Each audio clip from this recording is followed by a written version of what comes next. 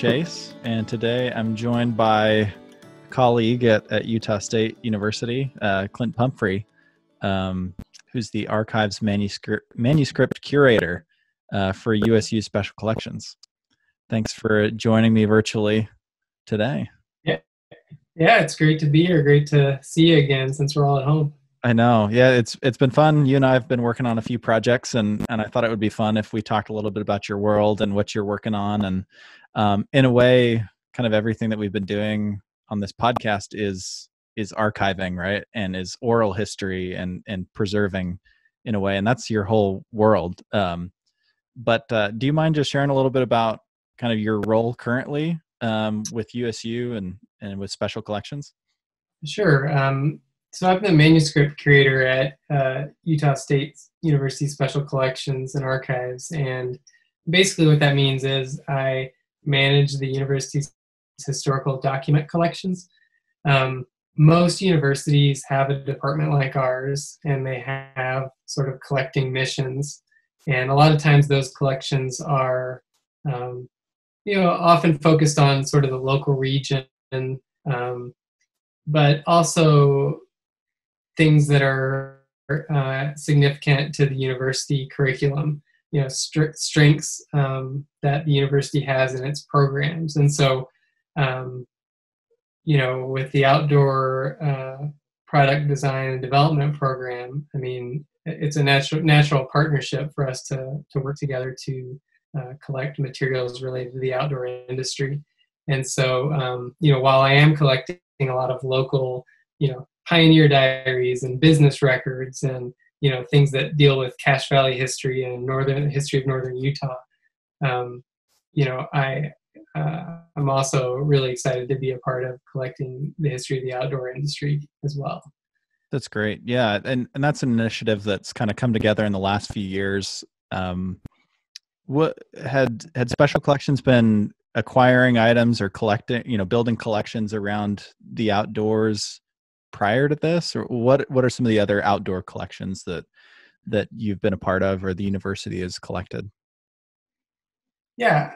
I mean, as you know, just by the nature of where we are in a beautiful valley surrounded by mountains, I mean, the outdoors plays a huge role in all of our lives and in the history of all the people in this valley. And so USU has a long history. USU Special Collections has a long history collecting materials related to the environment and to agriculture and water and all kinds of things that sort of play into this this larger theme. And for example, Utah State is the repository for the Utah chapter of the Sierra Club papers. And so, you can see that we had already been collecting things that were related to, outdoor recreation, if not tangentially, sometimes really very closely. And so we had been collecting things related, but not necessarily, papers or photographs or things related to gear or to the production and design of gear. And so it's a little bit of a new direction, but like I said, we did have this foundation in environment and the outdoors, and so it was a natural new direction for us to take. Right. Do you mind sharing a little bit about how the collaboration came together? And I guess now the collection, if it has a formal name, is it the Outdoor Recreation Archive is kind of what we've been calling it. Yeah, I think that's probably as good as any name right now. It kind of came together, Sean Michael, who was the sort of the, one of the people who really got this program, your program started, and he teaches the history of the outdoor industry at Utah State. We've had a relationship with him in the past through some of his work with his work with the landscape architecture department. And so when the outdoor product design program was being built, he approached us about how can we collaborate on this new program. And like I said, because we had already been collecting in some similar areas, we were really excited to do that. And I think, through that initial contact, I got in contact with you. We had some subsequent meetings, and through your contacts, people you had talked to, we were able to speak with some people who had some materials that would sort of start to build the foundation of that archive. And so that's kind of how it's come about.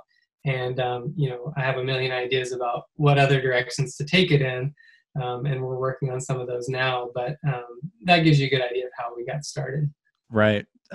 Maybe that can lead us a little bit into what's currently in the archive, and it's kind of interesting. Like, the direction of the archive is influenced by like what you receive a little bit, and that, I think, that kind of builds on it and informs like what it becomes later on. But correct me if I'm wrong. I kind of feel like when it started, we just thought, we want to create something to start to preserve outdoor gear history. But I don't know if we really knew what direction that would take. I think you informed that catalogs would probably be the best thing to start collecting, and we kind of went down that path trying to find catalogs. But can you share a little bit of what's currently in the archive, and how some of those donations came about?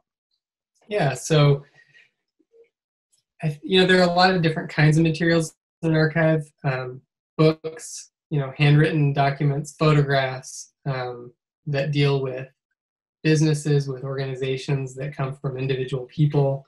And so, when we're looking to collect on a new theme, we're not necessarily looking for a specific type of thing to start with. We're looking at is what are our opportunities that are presenting themselves. And so in the case of this archive and collecting on the history of outdoor gear in the outdoor industry, you were able to put us in contact with some folks who had been collecting pretty extensively in outdoor catalogs. So everything from Eddie Bauer, LL Bean, some of these kind of older companies, to North Face and Patagonia, from the 1950s all the way into the present. And so you put us in contact with them, and we had some discussions about what they wanted to do with those materials, and they decided to donate them to USU. That we kind of sold them on this idea that the catalogs would be used by students in the program, and they would be available to be publicly accessed by faculty and members of the general public as well. And we were able to bring in, I think it was about 12 or 1,300 catalogs in that initial donation. And then we have been able to get a number of other donations, as well as make some purchases to expand that number to close to 2,000 at this point, catalogs that span from some really early, like Abercrombie and Fitch catalogs. There was one I was looking at, we had bought recently that was from 1910, I think, clear to some catalogs that we had gotten from our local outdoor retailer, Camp Saver, that were from 2019. So it's a collection that it's about, like I said, about 2,000 catalogs. There are about 250 companies represented in that collection. And every day, really, I'm trying to find donors, trying to find people who are selling catalogs that will help build that collection out. And so that's really the bulk of what is in the collection now, is sort of these the catalogs. And we can talk more about sort of where we want it to go, but I think what that does is it gives us a really good foundation and a really quick way of building out a pretty what I believe to be the only concerted effort to collect outdoor industry catalogs in the country. So it's a unique collection. It's already seeing quite a bit of use from students, from members of the public, and we hope to build that out in a number of other ways. Yeah, so kind of getting into just the essence of your work in general and how that relates to this collection, like why archiving print materials? Like what is it about that, and maybe from a personal perspective, like why do you do this? Like what is it about archival work that like gets you out of bed every morning and gets you excited? And then maybe leading into like, I guess why should we care about print materials? Like what is it about these documents, and this work that we should all care about? Yeah, well, I think that just for me personally, I mean, one of the things that is great about archives is that you're in the business of preserving things basically forever. And so how many careers can you say that your work will have an impact forever, right? Mm-hmm. Yeah. And so I think that it is very meaningful in that respect, that the things that you're doing now, the things that you're collecting now, the work that you're doing now is influencing what's going to be available to people who are researching, our local history, the history of the outdoor industry, for decades and centuries to come. I mean, it does kind of humble you a little bit in the scope in that sense.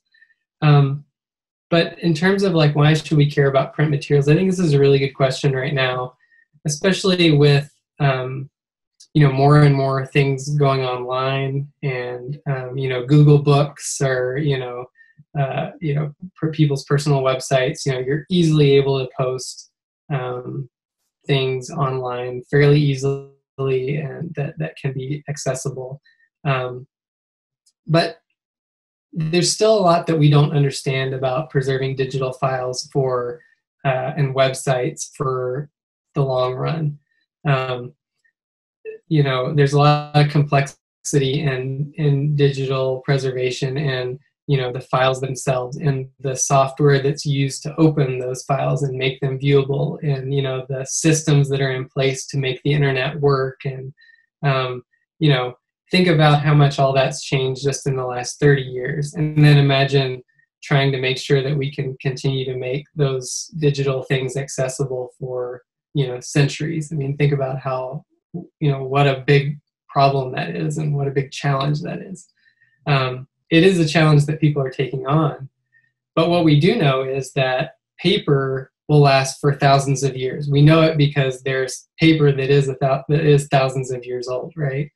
And so, when we talk about preserving these catalogs and keeping them, in a climate-controlled environment, and acid-free, long, stable boxes and folders, it's really the best way to keep things, and it's really the best way to make sure that things and information is preserved for the long run. And so, we are like with the catalogs, we have incorporated a digital component where we are digitizing the covers and putting those in a digital exhibit, because they're great to look at. I mean, and it provides a quick at-a-glance view of what it is that we have that's available.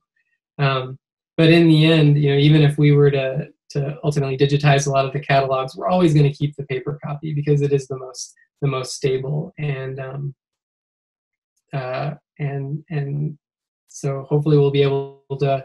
It's kind of weird to think. I kind of make it a joke of mine, like, I'm in the business of collecting people's junk mail, right? It's their catalogs that most people just think about throwing in the garbage. But it's these kinds of things that are ephemeral. They aren't something people normally keep around, and so that's why we want to provide a place for them to come and sit, be on the shelf for people to use as long as possible. Right, and I think I don't know if that. I wonder if that was the perception, back when some of these first catalogs were being produced. I doubt that they were seen the same way as they're seen now.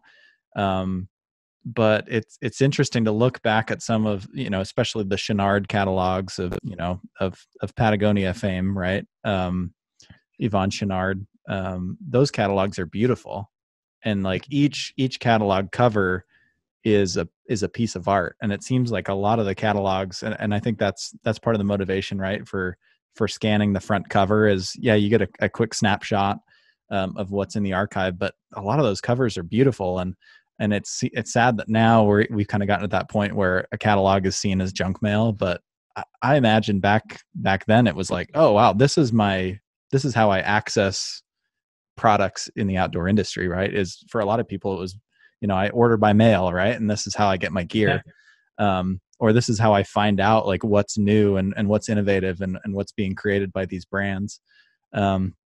So, for people who haven't looked through the collection, just scan some of the catalogs, and each one is I like to see them as a piece of art. They're beautiful.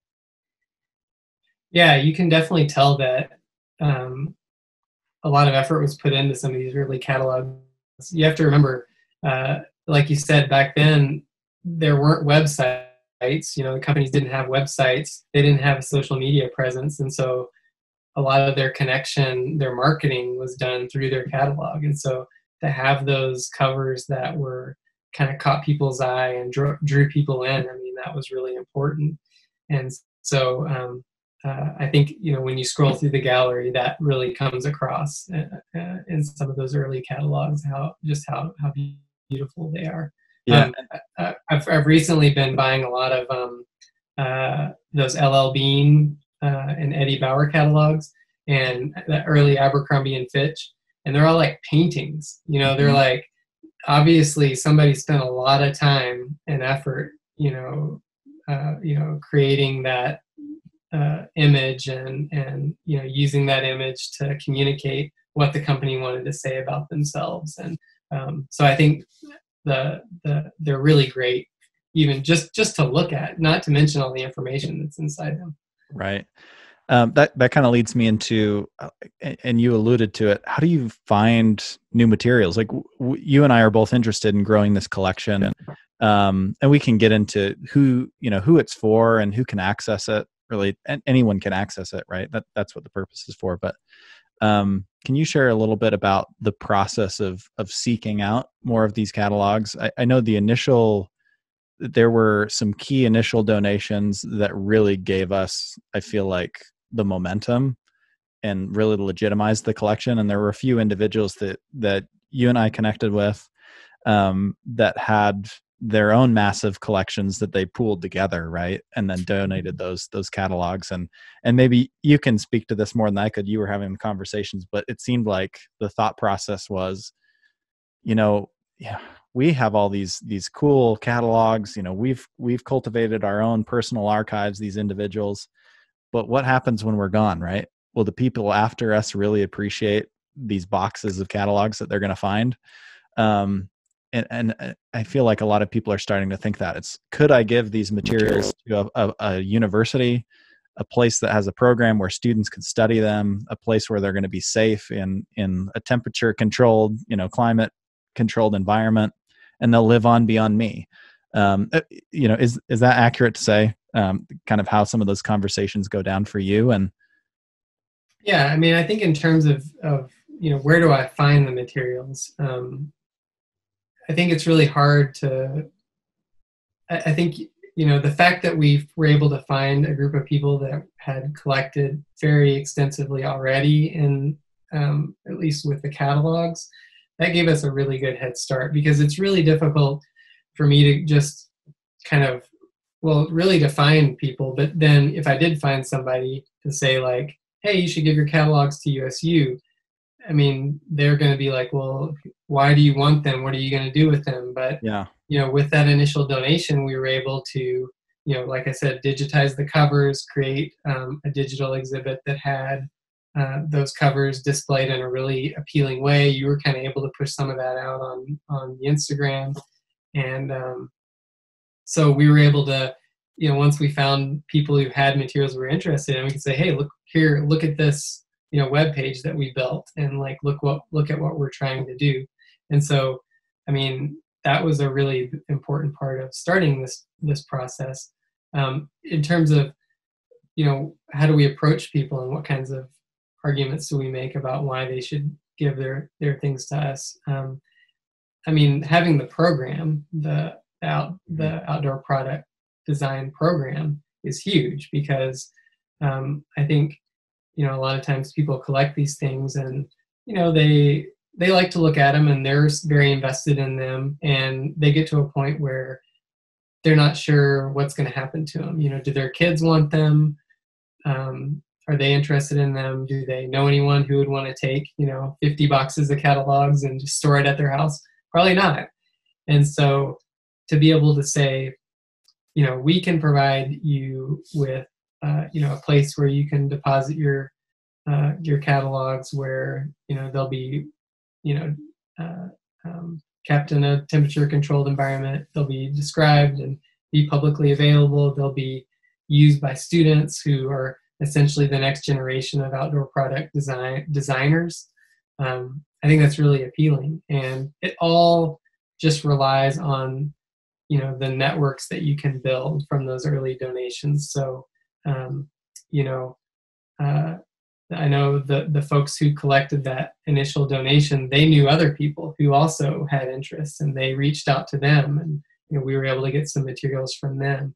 And the people who you've met through your various work with marketing the program and doing the podcasts, and just mentioning like, hey, we're doing this whole outdoor archive, like all of those things, it just kind of spreads, and then more and more people know about it, and then they go out and they mention to somebody else like, hey, like, I know you've got all this stuff, like I heard USU is collecting this kind of stuff. And so they put those people in contact with you, and you bring it to me, and we just kind of slowly try to build not just the catalogs, but hopefully in other areas as well.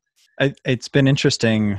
You speak to like building an affinity for the university, right? Like you're only going to donate dollars, materials, like, in any kind of fundraising or donation, type experience. You're only going to give those things if you have affinity for something, right? Or an institution. And, the majority of items in the collection, like most of those brands aren't in Utah, right? Which is interesting. And so it's really important to build that affinity with these brands and tie it back, like you said, to the program, to the students who are going to appreciate and study those materials, to faculty who could study those and write papers and do research. It was interesting, recently we had REI on campus, someone from REI, and it was fun to be able to bring them down and meet with you and see REI catalogs from the past. And they were geeking out over all the catalogs, and they thought that was the coolest thing. And REI is one of the companies that seems to have a really strong archival effort going on within the company. And I think that's been interesting for you and me to see which companies are really taking this seriously, which ones have the bandwidth and the assets internally to preserve their own work. And I think you and I have both found like there's some companies that just don't have the bandwidth or the opportunity, or the assets to do the work. And I think we've started to find companies that are willing to share their materials and share their history, knowing that the university could maybe do a better job preserving their history than they maybe could internally. Or, you and I have both heard horror stories of companies that have gone through corporate changes and leadership change, and those materials bounce around, and maybe they were valuable to the original founders, but no longer to the new parent company that acquired the company. So it's been interesting to see, the response from industry when this whole initiative came together. What's the response that you've heard in your work? Yeah, I mean, I think it's important to remember, when you're doing this work that, the purpose of a business is not to, collect their heritage and preserve their legacy necessarily. There are going to be some marketing efforts here and there, or maybe they talk about some of that stuff, or they bring back some old products, or they use their legacy to help promote what they're doing. but their main goal is to sell products, and that's perfectly fine. That's what that's like what their main goal is, and as it should be. And so, when what ends up happening is a lot of the older materials either get thrown away or they just get passed from person to person as the staff turns over. And so a lot of times that stuff can really easily get lost, or at least get misplaced or buried or whatever. And so you're right. I mean, I think that's what we can offer is, that's like what we're paid to do, right? Is to sort through that stuff and describe it in a way that's useful. And we have a dedicated space, in the library where people can come and look at the materials. Whereas a company would, they're not going to like let people come in their office and dig through their file cabinets, right? And so, we can provide that expertise, that time, and to dedicate to preserving the materials and making them accessible. And you're right. We found, I think, I think Patagonia has a dedicated archivist. REI has kind of a team of people who I think do other things, but they've sort of been assigned this task of building an archive. Yeah, an archival committee of sorts. Yeah, so they're trying to get that figured out, and so we're maybe thinking of some ways we can work with them to help in that process. But a lot of these small companies, they're not even making money yet. They're just trying to like get their name out there, get their product out there, and in the meantime, a lot of their the early things that they're producing, photographs or office files or different things like especially now with electronic records where you switch out your computer and half your emails could get lost or something. It's not what they're thinking about. It's not their top priority. And so I think that's a big service we can offer, and a way that we can sell Utah State Archives to help in this effort is just that very thing. We've been doing it since 1967, and we have literally millions of items in the collection already. Not the outdoor archive, but in all of our collections. And so we're very well established and very committed to preserving all of the things that we have for the future. Yep. So with that said, with the amount of experience that's in the archives and special collections, once you connect with someone who's maybe willing to donate the materials, or you end up buying the materials. I know you've been spending some time on eBay buying catalogs that you're finding there from individuals, which is interesting that the university is willing to do, certainly accept donations, but also there's some buying that happens, right? What happens when you get to that point that, someone's ready to make a deal, whether that's a donation or the university's buying? What happens next?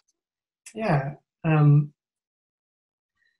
So if we identify, say, a donor who has some catalogs that they would like to donate to us, they send those materials to us. If it's a lot of materials, we can help with some of the shipping costs. We do a form called a deed of gift, which basically transfers ownership of the property from the individual to us. And then it goes into a process where we describe it in some way. So like when for people who don't, people whose main experience with a library may be their public library or their school library, you have a library catalog, right, that has entries for that you search for different books. So we create basically a catalog record for a library catalog record for the outdoor catalogs. A little confusing there, so that people can search our library's catalog. Recently, before we all started working at home and have a little bit haven't had as good of access to the materials, we were beginning to develop a workflow where for every catalog that was donated or purchased, we would scan the cover as well and add that to the website that I've been talking about, that has all the cover scans. And so,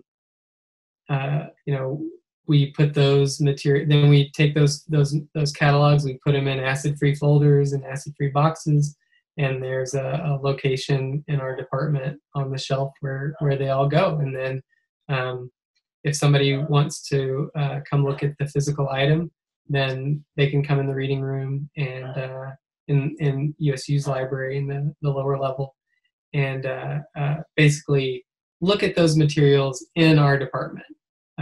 You can't check it out like you can your books, because these are rare items and sometimes one of a kind, and so we don't let them go out the door. But if it's a purchase, like you said, I've been spending quite a bit of time on eBay. There's quite a few surprising number of people out there who have, Abercrombie and Fitch catalogs from the 19-teens that they're selling, or LL Bean and Eddie Bauer are the other ones I've been buying a lot of lately. But we purchase those. They mail them to us, and then they go through very much the same process as if they were a donation. We also work with book dealers, so rare book dealers, to kind of also keep their ear to the ground about, if there are any catalogs. We let them know that's an interest that we have, and then they kind of look around for catalogs that they can acquire and then turn around and sell to us, so that it helps us, gives us more sets of eyes to look around to find the things that we need. So that's basically how it works. That's great. How has the archive been used? I guess, like, how is it available to people? How can people access it? You mentioned online you can at least see what's in the collection, which is probably helpful. I imagine you don't want people coming to you saying, I would like to see the whole collection. You probably want people coming and looking at the website and seeing, okay, I want to look at Black Diamond, Chenard. I want to look at a couple brands, I imagine, right? So it's just easier for people in the archive working to bring those materials out. How do people access it? And how has it been used currently? Yeah, so like I said, we build a library catalog record for each catalog, but you're talking 2,000 catalogs. That process takes a lot of time. So one of the things that I've done is I've created it's kind of a glorified spreadsheet of each catalog, with an entry, a line for each catalog that you can sort by company name, because you're right, most people want to look at at a catalog by company, and then it's sorted by date, so you can kind of get a sense of what it is. And I popped it into something that a system we have through USU's library called a LibGuide, which is just a website that we can quickly and easily create through the library, that just gives some really general information about a specific topic, in this case the catalog collection. And so that is actually the most up-to-date record of those materials. Like I said, we're working to keep the digital exhibit that has the catalog covers up to date, but we're always going to be working towards figuring out how we can make those things more accessible. Obviously, a lot of people find things through Google, and so how can we create descriptions that Google crawls, so that people can find us in that way? So we're working on some ways to do that. So your other part, how have they been used, was the other part.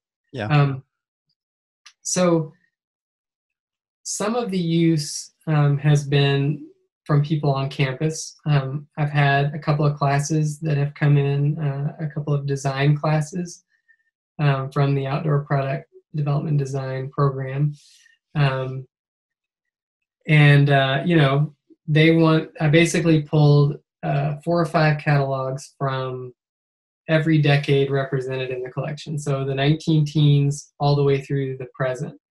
And the assignment that they had to do was basically to use those catalogs and use some of the historical designs in the industry to, kind of come up with their own designs. Like how can they use designs from the past to influence the work that they're doing currently?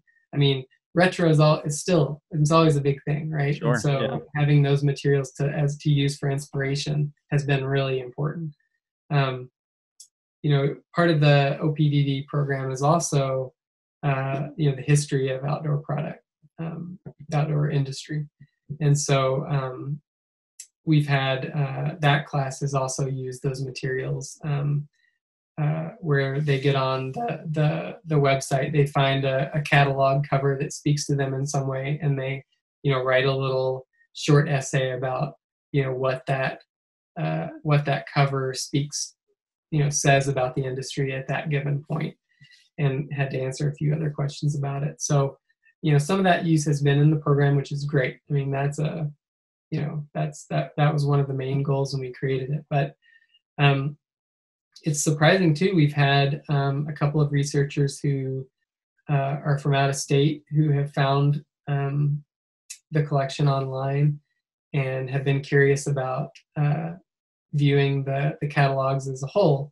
And while I would love to be able to digitize all the catalogs and make them all fully available, it's a time-consuming process, and because a lot of them are from companies that are still around, we can't just scan them and put them online without those companies' permission. And so we'll work toward having more of that. But right now, the best way to access the full catalogs is by coming to the library and taking a look at those in our department. So I imagine you will have some researchers who are willing to come out, from other institutions and spend however long and dig through those materials. I'm sure we haven't had anyone do that yet, but I imagine, but I would think that in the future that's something that, I imagine that being a way that these materials would get used in the definitely. future.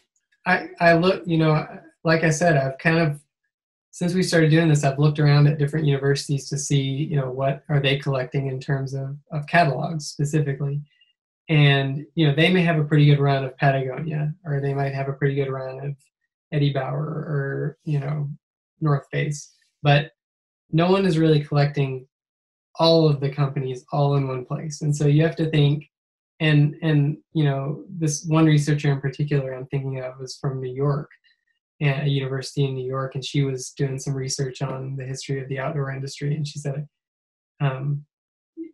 she had been pulled in by a record from one company, and so she thought, I want to see what they have from this one company. And then when we told her, we actually have 250 companies represented in this collection, she was like, well, that's probably worth me taking a trip.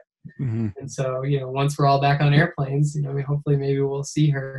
The outdoor industry is relatively young, compared to other industries.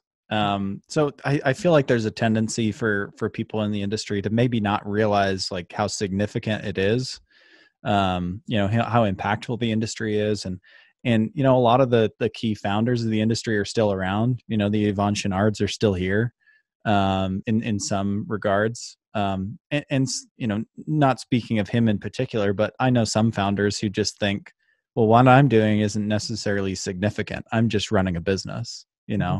I designed this product, and maybe they don't recognize, like, in the grand scheme, the historical significance of some of the work that they're doing. And so it just seems like in some of those instances, there isn't an urgency to preserve and protect their history. Is that something that you've seen as well? Yeah, I think that sometimes there's a misconception that history happened like hundreds of years ago, that it has to be in black and white in order for it to be historical, right? Yeah. But the reality is that, the things that are being produced right now are going to be significant evidence of the past in the future. That's kind of a confusing statement, but the things that we collect from now are going to be used by researchers in the future to Mm-hmm. look and see what things were like at this time, at this current time. And Right. so, to think that what you did in the 1990s or the 1980s or the 1970s is not old enough or historical enough, or somehow because it's not the Civil War, or World War II, or it's not the Great Depression, it's not important. I mean, I think that's a mistake, and not one that anybody's making intentionally. I think it's just in our nature, most of our nature, to think that what we're doing is not the something that maybe would be worthy of being in an archive. That Right. we don't naturally feel that way. But in reality, the best thing that we can do, like you said, is to collect these materials, collect these stories while a lot of these people are still alive. Because if they pass on and their children maybe don't have the same interest in the industry, or and they send things to estate sales, or stuff gets dispersed between a lot of different people, it's really hard to put all that stuff back together again. And so making those contacts, collecting the history now, is the best thing that we can do to document any industry, but especially one that, like you said, is so recent in the grand scheme of things. Right. No, I think that's great. What do you think that says? Having archives like this, having research that's been done on the industry's products and the brands of the industry. What do you think that does for maybe it's kind of an odd question, the legitimacy of the industry? Do you think there's something to that, where you have institutions of higher learning that are preserving, protecting, writing papers, performing research on the industry? Does that do something to legitimize the industry as a whole? Yeah, I think so. I think it does for anyone. One of the conversations that we've had just at Utah State is, there are a lot of options for where you can go to college in Utah, and some of them, are not uh, as as old and don't have as long of a history as Utah State does. And so one of the ways that we sell Utah State to high school students is, hey, look, we've been around since 1888. Look at these photos. Look at these, founding documents. Look at, look at our history, and how long we've been around, and how long we've worked to perfect, higher education, and improve upon it. And so, with something like the outdoor industry, I think the same is true. You know, you're, you know, um, sure, you're relatively new if you think about, in terms of companies that have been around forever. But having those historical materials, preserved, and in a place, like an institution of higher learning, I think it does show that it's an industry that's here to stay, that's significant and relevant, and is important, not just sort of on its own merits, but in terms of how the industry fits into the broader history of the region, and the West. And I think outdoor recreation and outdoor gear, I mean, that's such a huge part of the history of the West and the way that we experience the outdoors. And so to be able to preserve that history and put it in a place that's publicly accessible, I think you're right. I think it does lend some. It definitely creates a legacy for a company long after that company has changed or moved on, or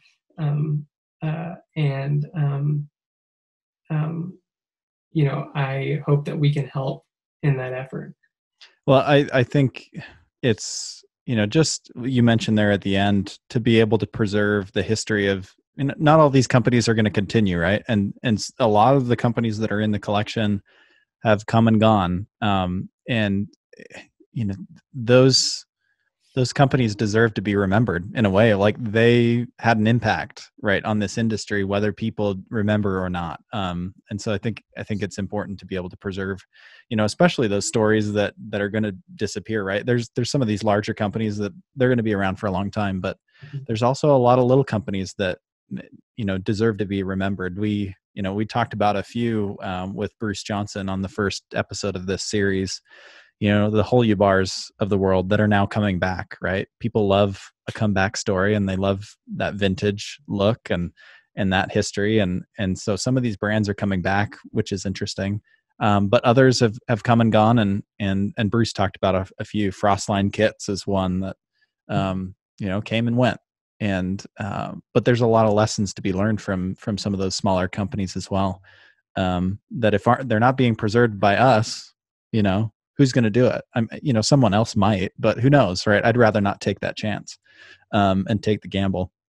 Yeah, and you think some of those smaller companies, I mean, sometimes they bring innovation to the bigger companies. They may be just focused on one specific product, but that idea that they had for that product is a really great idea, and it maybe gets bought out by another brand. But capturing that moment in time where that idea was conceived, and showing that how that sort of changed the industry, I mean, that's important. And I think everybody hopes that their company will be around forever, and that it will have a huge impact on the industry going forward. But as we've seen with even some of the biggest companies 100 years ago, Sears, for example, is a really good example.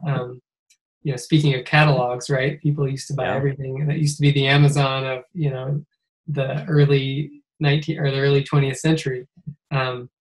But they're not around anymore for whatever reason. So even the biggest companies, aren't guaranteed to be around. So and those are some of my favorite catalogs, is these little companies that are coming out of like Jackson Hole or Bozeman or something, and these little companies that are getting started. Getting as many of those things as we can, because hopefully they will become big, important players in the field, but they may just fade away for whatever reason. And so right. I think you're right. Like, getting on that and collecting is good. So kind of looking towards the future now, the collection is the overwhelming majority of the items is is a catalog of some kind, right? Where do you see this collection growing? I know that you're still pursuing catalogs. I mean, there's so many more to preserve, and I think the ideal is that we get complete runs of catalogs from all the brands that we have currently, and those that we don't have. So I imagine you're working to complete some of those runs. But what other items, what other print materials would you like to see us start to grow into outside of catalogs? I know, that's a huge undertaking in and of itself, just to preserve catalogs, but where would you like to see us grow? Like I said, the catalogs, I think, are a great foundation, but they really are the 20,000-foot view of the industry. They represent sort of the end product, right? These are the products that we're selling. This is how we're marketing it to customers. But what we want to know, in addition to that, is how are these products designed? How are they used? And so what we would really like to do is to use the catalogs as sort of a springboard into collecting materials from key individuals, from key companies in the industry. So not just things like catalogs, but maybe like design sketches, or maybe photographs of manufacturing, early kind of like manufacturing processes. I mean, I know like Holyu Bar, for example, a lot of that work was being done out of the founders' basements. Mm-hmm. And so have images that document sort of how do these companies sort of come to be, and how do they build them.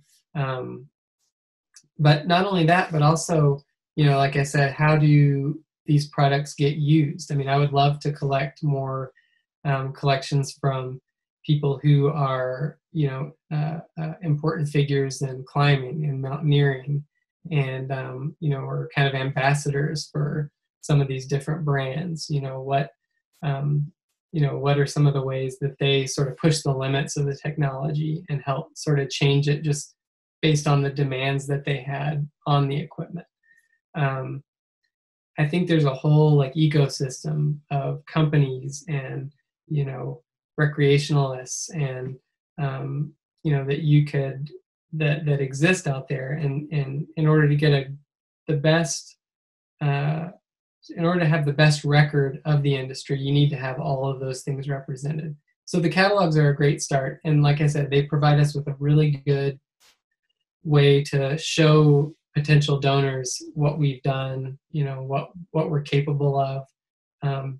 But that's the next step, is expanding that out beyond just the catalogs, and making connections with companies and individuals who will also build the collection with their donations. That's great. Yeah, and that's an exciting future to look into. I love this project, and it's one of the things that I love most about being involved at the university.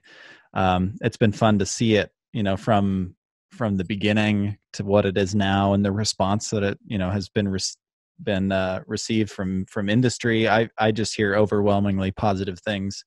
My little part of this as well, is I've been running the Instagram, and again, speaking to making these materials more accessible. It's been fun to put materials on Instagram, and there's a whole community of individuals who they're also sharing vintage stuff that they have from the industry, vintage products. There's one person that we've interacted with on Instagram that they collect Patagonia, vintage Patagonia apparel, and they post it.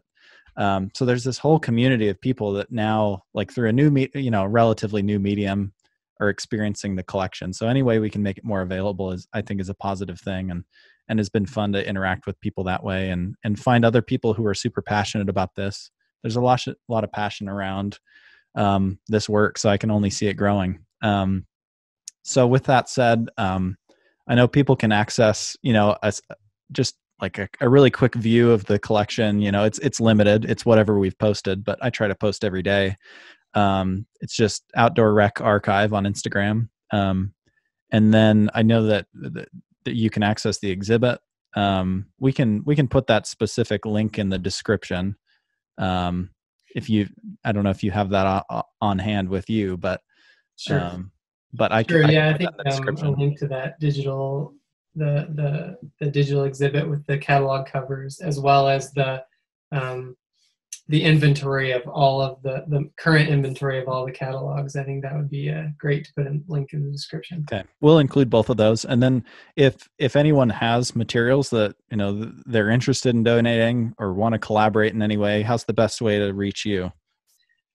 So you could email me. My email is just clint.pumphrey@usu.edu, clint.pumphrey@usu.edu. You can call me on the phone, 435-797-0891. You can Google Utah State University Special Collections and Archives, and you can find that contact information there as well, if that works. And so, or you can reach out to Chase, and he can put you in contact with. That's true. Yeah, happy to connect anyone who's looking to help out with this. So I'll include all of those ways to contact us in the description as well. But any last thoughts about this work? You've done such incredible work bringing this whole collection together. It wouldn't be possible without you. So any last thoughts that you want to share about this work, about this collection? I mean, I think I would just kind of reinforce what your request for donations. I mean, any archive really relies on donations of materials in order to grow and build the archive and enrich the materials that are there. And so, if you have anything, even if you don't think it's necessarily something that we're looking for, I would just encourage you to reach out to me, and we can have that discussion. And hopefully we can all work together to build something that's really great and will be used for a long time. That's great. Well, thanks again, Clint, and thanks for all your work. It's been fun to be a part of this and fun to help build something that's going to live past us and people are going to enjoy. So Sure. thanks again. All right. Thanks, Chase.